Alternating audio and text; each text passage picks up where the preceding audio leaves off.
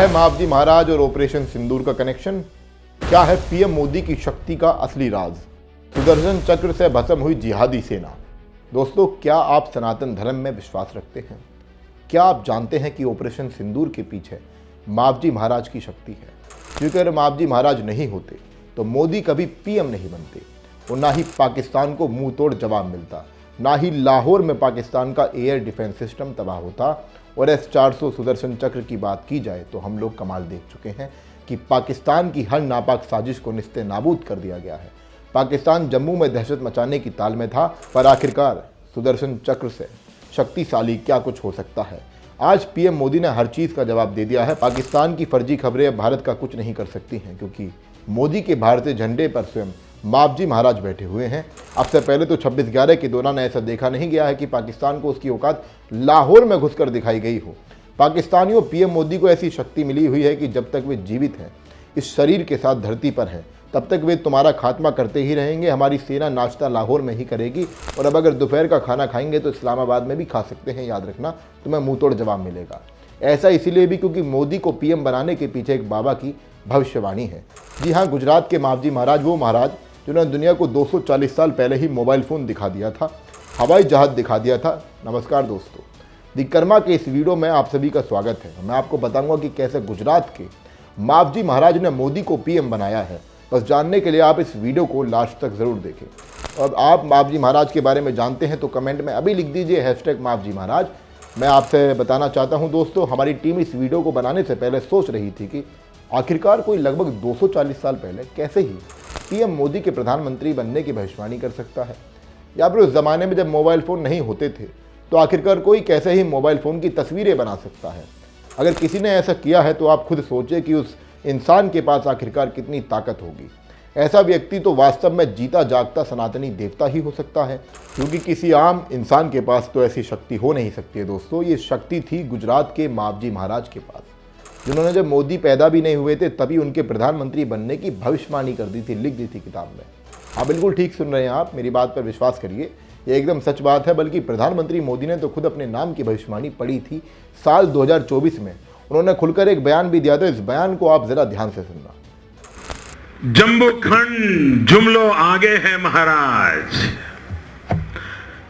धोरा घड़नी ढूल की, गुजरात नो डंको वागे महाराज। मावजी नी वाणी बुले है महाराज, जातु धर्म पास आवेगा, धर्म ने बातें सालेगा महाराज। बेणेश्वर नो बेड़ को रसाए महाराज, दिल्ली में दीवो लागे महाराज। इन्होंने गुजरात को और दिल्ली को जोड़ दिया है मावरी जी महाराज ने। अद्भुत बात है जी। उस जमाने में गुजरात से दिल्ली जाकर के दिया जलेगा, ये बात मावजी महाराज ने कही है भाइयों। ये पढ़ करके रोम रोम रोमांचित हो जाता है। दोस्तों, सुना आपने, पीएम मोदी जिस भविष्यवाणी की बात कर रहे हैं वह भी आपकी स्क्रीन पर दिख रही होगी। मावजी महाराज ने 250 साल पहले कुछ ऐसा कह दिया जिसे सुनकर सब सनातन विरोधियों ने अपना माथा पकड़ लिया है कि अब आगे से सनातन का विरोध बिल्कुल नहीं करेंगे। दोस्तों, मैं थोड़ा आगे बढ़ने से पहले आपसे पूछता हूँ, क्या आपको किसकी छवि सनातन विरोधी लगती है हमारे ही देश में? उसका नाम अभी कमेंट में लिख दीजिए। अब चलिए भविष्यवाणी पर आते हैं। आप इस भविष्यवाणी को ध्यान से देखिए। दोस्तों, अगर आप इस भविष्यवाणी का मतलब जान लेंगे तो आप खुद को सनातन धर्म की जय जयकार करने से नहीं रोक पाएंगे। और आप सनातन धर्म की जय जयकार करते हैं तो कमेंट में लिखिए सनातन धर्म इज़ ग्रेट। आज इस भविष्यवाणी ने पूरी दुनिया को सोचने पर मजबूर कर दिया है कि लोग बिल्कुल चौंक गए हैं कि ऐसे कैसे हो गया। वो बात कह दी है जो आज सच हो गई है, और सच हम सबकी आंखों के बिल्कुल सामने है। इस भविष्यवाणी में मावजी महाराज ने दिल्ली और गुजरात को जोड़ दिया। वो कह रहे थे कि गुजरात से जाकर दिल्ली में दीपक जलाया जाएगा। दोस्तों, पीएम मोदी के सामने ही ऐसी भविष्यवाणी आई तो वे देश के प्रधानमंत्री बन गए, क्योंकि पीएम मोदी भी खुद चौंक गए थे कि आखिरकार मैं ही क्यों, मुझको ही क्यों चुना गया है इस काम के लिए। मैं आपको बता देता हूं कि मोदी जी ने तो ये सोचा है, लेकिन भारतवासी ये सोचते हैं कि मोदी जी को चुना गया है तो भारत का झंडा बुलंद करने के लिए, भारत को आगे बढ़ाने के लिए, भारतीय विचारधारा को एक बार फिर से उजागर करने के लिए और पाकिस्तानियों तुम्हें जवाब देने के लिए पीएम मोदी को चुना गया है। आज पीएम मोदी ने भी इस वरदान का कर्ज भी चुकाया है। उन्होंने मावजी महाराज द्वारा लिखे गए ग्रंथों का डिजिटलाइजेशन भी कराया है।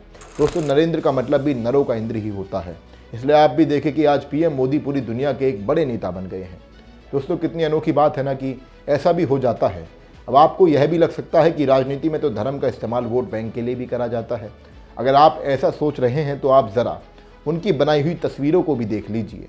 अब से लगभग 250 साल पहले वे ऐसे चित्र बना चुके थे जिसमें साफ साफ आपको हवाई जहाज देखने को मिल जाता हो। मतलब जब एरोप्लेन जैसी कोई वस्तु नहीं थी, ऐसा सोचना भी केवल और केवल कल्पना थी, तो कोई कैसे ऐसे चित्र बना सकता है। आज तो हमारी जगह देखते हैं कि एयरपोर्ट ही एयरपोर्ट है, और मावजी महाराज ने जब ये चित्र बनाए थे तो ना ही तो एयरपोर्ट थे, ना ही एरोप्लेन थे। आखिर यह सब कैसे संभव है? क्या यह संकेत देकर गए थे कि आने वाले वक्त में लोग हवाई जहाज में बैठा करेंगे? देखिए दोस्तों, संकेत तो महान आत्मा देकर ही जाती हैं। यह हमारे भारतीय इतिहास की ताकत है, हमारे शास्त्रों और पुराणों की ताकत है कि हमें हमारा महात्मा पहले ही काफ़ी कुछ बताकर चला जाता है। आज आप सोचकर देखें कि हम लोग मोबाइल फ़ोन पर एक दूसरे से बात कर लेते हैं। आप शायद मेरे इस वीडियो को अपने स्मार्टफोन पर ही देख रहे होंगे, तो सोचें कि मावजी महाराज ने इस स्मार्टफोन के बारे में लगभग 240 साल पहले ही बता दिया था। वो कहकर गए थे कि वायरे बात होवेगा, यानी कि हवा में बात होगी। आज देखिए, हम लोग मोबाइल फ़ोन पर बात करते हैं और ध्वनि को बहने के लिए माध्यम की तो ज़रूरत होती है। इसीलिए देखिए कि इनकी बातों में कितनी सच्चाई है कि हम लोग आज मोबाइल फ़ोन पर बात कर ही लेते हैं। अब ज़रा यह भी सोचें कि मावजी महाराज जब ये भविष्यवाणियाँ लिख रहे थे तब अंग्रेजी हुकूमत का शासनकाल भारत पर था, तो वे आने वाले समय को बखूबी समझते थे। अगर आपके घर में बेटी बहन है तो हम सोचते हैं कि आज की तारीख में अपनी बहन बेटियों को नौकरी करने की आज़ादी दी जाए, पर आप ये भी जान लीजिए कि मावजी महाराज ने महिलाओं को लेकर भी एक बड़ी भविष्यवाणी की थी। वो भविष्यवाणी आज के समय में सच हो गई है। वे कहकर गए थे कि बहू बेटी काम भारे, सासू पिसना पसेगा। मतलब आज का जो समय है, बहू बेटी तो नौकरी करेंगे और घर में सास आटा पिसेगी। तो देखिए, हो भी ऐसा रहा है कि आधुनिकता का ज़माना है और अब महिलाओं को भी नौकरी करने की पूरी आज़ादी है। ये सुनकर तो आपके होश उड़ गए होंगे ना कि कैसे मावजी महाराज ने 240 साल पहले ही सब लिख दिया था। वे तो सामाजिक ढांचे को समझने में भी बड़े धनी थे। वह अंग्रेज़ों को भी जानते थे और समझते थे। कहते थे कि पूर्व पश्चिम बायरा बाजसी सर्वे वाणी फरसी रे। इसका मतलब पूर्व और पश्चिम की सभ्यताओं में मेल जोल होगा।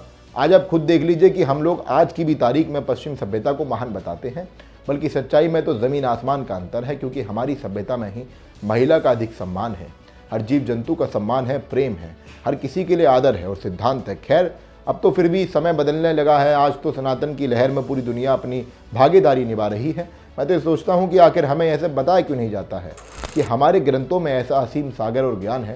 दोस्तों, मावजी महाराज को अगर आप ठीक से समझेंगे तो आपको समझ आएगा कि हम लोगों के पास एक ऐसी ताकत है जिस ताकत को हमसे कोई नहीं छीन पाया है।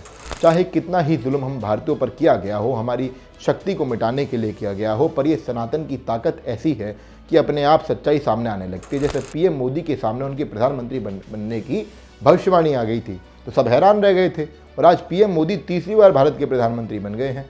उन्होंने भी बखूबी दिखाया है पूरी दुनिया की को वाकई में उनके ऊपर गुजरात के मावजी महाराज का आशीर्वाद है। देखिए, पीएम मोदी के चरित्र से दुनिया प्रभावित है।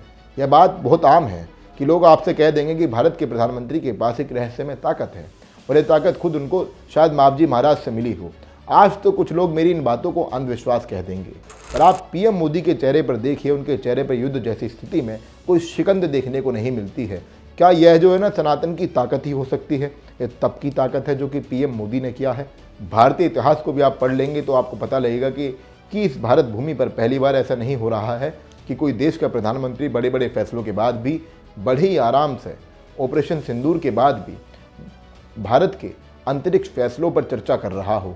नहीं तो वो दौर भी था जब भारत के ही एक प्रधानमंत्री डर के मारे कश्मीर के मुद्दे को यूनाइटेड नेशन ले गए थे।